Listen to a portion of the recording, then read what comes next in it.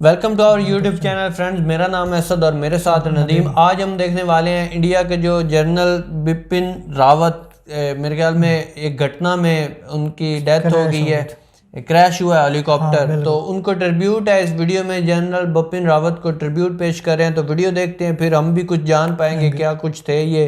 तो इनकी बायोग्राफी के बारे में भी शायद कुछ बताएंगे ही। पूरी वीडियो हमारे साथ देखिएगा। So let's start. भारतीय सेना एक नौकरी का जरिया नहीं है। अगर आप भारतीय सेना में शामिल होना चाहते हैं तो आपको शारीरिक और मानसिक तौर पर मजबूती दिखानी होगी। ये तो हर आर्मी में कठिन से कठिन समस्याओं का सामना करने के लिए आप में साहस होना चाहिए। बिल्कुल, ये सबसे बड़ी बात। जहां रास्ता नहीं निकल सकता वहां रास्ता ढूंढने की काबिलियत देखना, सब फैमिलीज के जो शोधा हैं, दर्द तो बहुत है ना। नमस्कार, जय हिंद, मैं हूं रौनक। और ये जो बातें मैंने बोली ये जनरल बिपिन रावत ने आज से कुछ साल पहले कही थी, जहां उन्होंने साफ साफ शब्दों में आने वाली पीढ़ी के सैनिकों को यह बताया था कि भारतीय सेना का दूसरा मतलब शौर्य, पराक्रम और बलिदान है। उनके इन शब्दों से हजारों युवाओं ने प्रेरणा ली और फिर भारतीय सेना में शामिल भी हुए। जनरल रावत के शब्द जादूगरी करते थे और इसी वजह से उनको सुनने की चाहत सभी में थी। ऐसी ही चाहत लिए 8 दिसंबर को वेलिंगटन में डिफेंस स्टाफ कॉलेज के छात्र सीडीएस बिपिन रावत का इंतजार कर रहे थे। वो इंतजार कर रहे थे कि कब भारत के पहले चीफ ऑफ डिफेंस स्टाफ आएं और अपने चिर परिचित अंदाज में लेक्चर देकर उनका हौसला बढ़ाएं। लेकिन अफसोस कि उन तक जनरल रावत नहीं बल्कि एक मनहूस खबर पहुंची, और वो ये कि जनरल रावत जिस हेलीकॉप्टर में सवार थे वो बहुत वाकई में हमारे लिए भी नजर पाकिस्तानी बहुत ज्यादा दुख जब उनके बारे में आपको इस तरह की खबर सुनने को मिले तो डर लगना। एक फौजी जो किसी भी मुल्क से ताल्लुक रखता है, एक फौजी की जान पहचान होती है। जिस हेलीकॉप्टर में वो मौजूद थे उनमें उनकी पत्नी समेत 12 और लोग शामिल थे, जिनमें से 13 लोगों के हमारे बीच न रहने की पुष्टि हो चुकी है। जैसे ये खबर कल मीडिया चैनल पर चली, देश में हड़कंप मच गया। लोगों को अचानक से 3 फरवरी 2015 याद आ गया। उस वक्त बिपिन रावत लेफ्टिनेंट जनरल के पद पर थे और नागालैंड में कमांडिंग ऑफिसर थे। उनके अलावा सेना के 3 अधिकारी चीता हेलीकॉप्टर पर सवार थे। उस वक्त उड़ान भरने के कुछ ही सेकंड बाद हेलीकॉप्टर क्रैश हो गया था।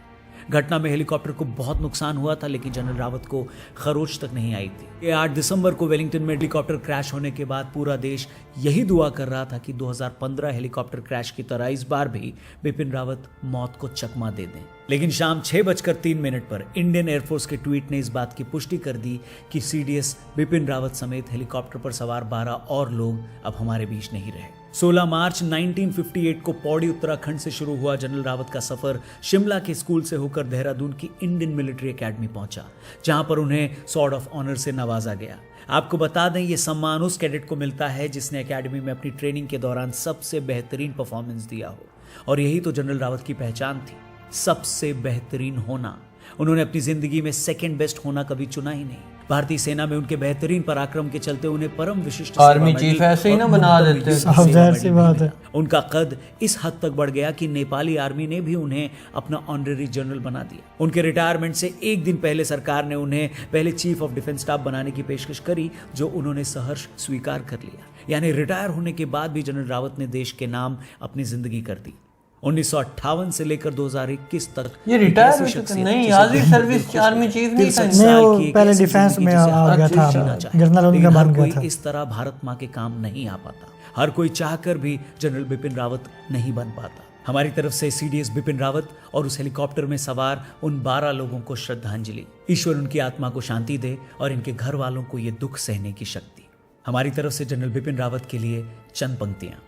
आप भारत के दिलों की जान थे जनरल, देश का दम, देश की पहचान थे जनरल, वायु की, जल की या थल की शक्ति के नायक।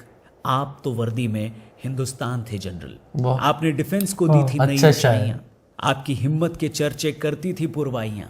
वो कि जिनसे डरते हैं दुनिया के ताकतवर बड़े, आपके नाम से डरने लगी थी उनकी भी परछाइयां। आपके जलवे से सब हैरान थे जनरल। आप तो वर्दी में हिंदुस्तान थे जनरल। सांप का फन तोड़ना यूं आपसे सीखा, शेर का चिंघाड़ना यूं आपसे सीखा। दुश्मनों को रोकना पहले भी आता था, लेकिन घर में घुस के मारना यूं आपसे सीखा। आप हर मेडल के सच्चे मान थे जनरल। आप वर्दी में हिंदुस्तान थे जनरल। इतनी चतुराई से घेरे आपने दुश्मन, सारी दुनिया मानती थी लोहा मन ही मन। इस तरफ अरुणाचल से उस तरफ कश्मीर तक सर्जिकल से कांप उठे थे कई रावण। हम अयोध्या थे तो फिर हनुमान थे जनरल, आप तो वर्दी में हिंदुस्तान थे जनरल। बड़ी खूब पोएट्री की है यार, वाकई जबरदस्त। में और आपने- सबसे पहले हमारी तरफ से भी हम पूरे इंडिया को इस दुख में बराबर के वाकई में शरीक हैं, और यही दुआ कर सकते हैं कि अल्लाह आपको सब्र दे। और बहुत ज़्यादा दुख भरी घटना हुई है आपके साथ, तो हम बहुत ज़्यादा अप्रिशिएट करते हैं अपने मुल्क के लिए जो उसने खिदमात अंजाम दी हैं, क्योंकि हमारा पाकिस्तान से ताल्लुक़ है। हम समझ सकते हैं कि एक आर्मी चीफ एक फ़ौज के ऊपर क्या होता है और उसकी क्या अहमियत होती है, क्योंकि ये हमारे जहन में नहीं है। वो पंजाबी की कहावत है ना कि हम तो वैसे भी इंडिया को अपना दुश्मन नहीं समझते, लेकिन उन लोगों के लिए जो समझ रहे हैं ना कि पाकिस्तान में खुशी होगी और इस तरह, ऐसा कुछ भी नहीं है। हम दिल से बोलते हैं, वो बोलते हैं ना, दुश्मन मरे ते गम ना करिए सजना भी मर जाना, कि जो आपका दुश्मन अगर मरता है ना तो उस पर भी दुख ना करें, क्योंकि एक दिन आपके अपनों ने भी मरना है। तो बहुत ज़्यादा यार अफसोस हुआ है इस चीज़ का, तो क्या कह सकते हैं। अब जितनी उसकी खदमात थी तो काफ़ी ज़्यादा अफसोस हुआ है। अभी ये नहीं पता वाकया हुआ क्या था, हेलीकॉप्टर में खराबी थी, क्या कुछ था, या कोई ऐसे हादसा हुआ है, कुछ भी नहीं पता। अभी तो तहकीकात होंगी, फिर उस पर भी वीडियो लेकर आएंगे। तो अभी हमारी तरफ से ताज़ियत कबूल करें, तो इतना ही कह सकते हैं। Bye bye.